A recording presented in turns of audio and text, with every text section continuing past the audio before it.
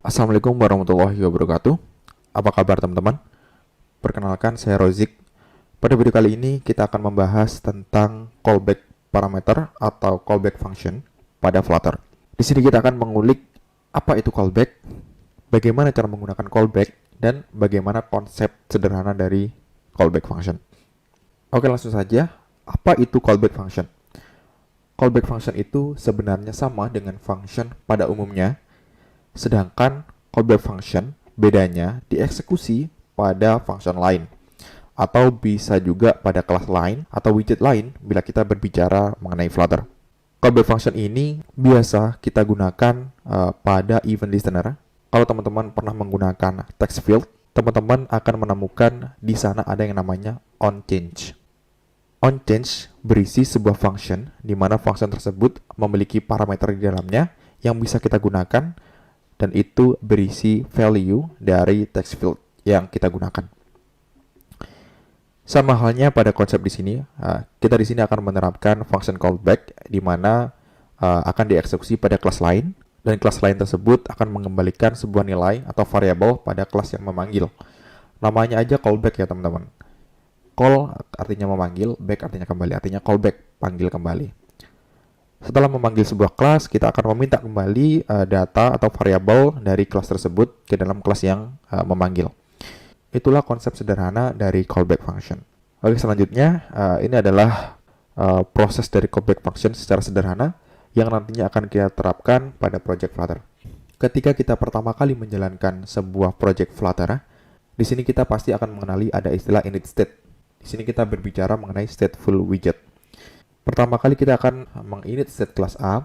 Dari kelas A kita akan memanggil kelas B, ya, di mana kelas B ini memiliki property onTap yang isinya adalah callback parameter atau callback function, di mana ketika kelas A nanti memanggil kelas B, harapannya adalah kelas A ingin mendapatkan sebuah nilai atau variabel dari kelas B yang mana eksekusinya itu dilakukan di kelas B, yaitu onTap-nya di kelas B.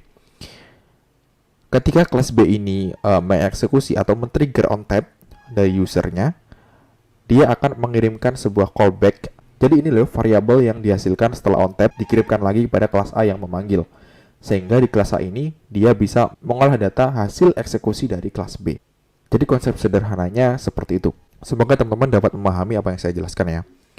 Oke, langsung saja kita terapkan pada project Flutter kita. Di sini saya sudah menginstal dan menjalankan project baru Flutter, di mana project ini sangat-sangat sederhana. Di sini kita bisa lihat ada function main dan juga ada beberapa kelas, ada my apps dan juga my homepage. Di mana di dalam my homepage ini terdapat satu widget scaffold dan juga ada title-nya dengan nama callback parameter, yang isinya adalah hanya button sederhana seperti ini ya. Button ini adalah kelas yang saya tambahkan sendiri. Di sini teman-teman bisa lihat ada yang namanya file button. File button ini berupa kelas stateful widget yang isinya hanya tombol dengan teks test callback. Jadi sederhananya nanti kita akan membuat sebuah callback function pada kelas button, di mana kelas button ini dipanggil dari kelas homepage, kelas parent kita. Di sini kita akan panggil button, nanti kita akan berikan sebuah callback function yang akan dieksekusi di kelas button ini. Di kelas button ini nanti hasil eksekusinya akan kita kembalikan ke kelas parentnya, yaitu kelas main. Di kelas main ini nanti kita bisa gunakan variabel yang dikembalikan dari kelas button ini. Oke, sederhananya semoga teman-teman bisa memahami. Selanjutnya baru kita bikin ini ya, callback fungsinya. Kita akan tambahkan sebuah parameter di sini, yaitu parameter callback function. Di Flutter ada yang namanya class function. Kita beri nama dia semisal adalah onTap. Jangan lupa di sini kita tambahkan null safety seperti ini ya. Kemudian karena kita ingin menggunakan callback parameter, kita tambahkan parameter di sini. Parameter yang ingin kita return pada project ini sederhana saja, hanya string ya teman-teman. Di sini teman-teman bebas bisa tambahkan apa aja, bisa objek atau kelas yang teman-teman bikin sendiri, bisa integer, bisa list. Jangan lupa kita masukkan ke dalam konstruktornya, this onTap seperti ini. Nah, cara mengeksekusi dari callback parameter function ini teman-teman, ini triggernya ya, on press dari button itu sendiri. Kita tambahkan saja di sini widget.onTap. Kita masukkan kurung. Nah, kita masukkan parameter yang ingin kita kembalikan. Karena di sini dia itu berupa string, maka di sini juga harus berisi string ya, teman-teman. Stringnya bisa berupa ini adalah callback. Seperti ini kita lihat kenapa masih merah. Ada null safety-nya. Seperti ini. Coba kita simpan. Nah, dengan begini, ketika teman-teman mengakses kelas button ini, sekarang dia memiliki sebuah property. Property ini merupakan callback parameter. Ketika akses property ini, maka teman-teman akan mendapatkan sebuah callback parameter dengan value text string seperti ini. Jadi kita bisa gunain ontap-nya di sini ya, teman-teman. Kalau kita lihat di sini, sekarang dia memiliki isinya adalah callback parameter. Bisa tambahkan kurung di sini ya, fungsi seperti biasanya. Kita tambahkan di sini value seperti ini. Value-nya coba kita print aja.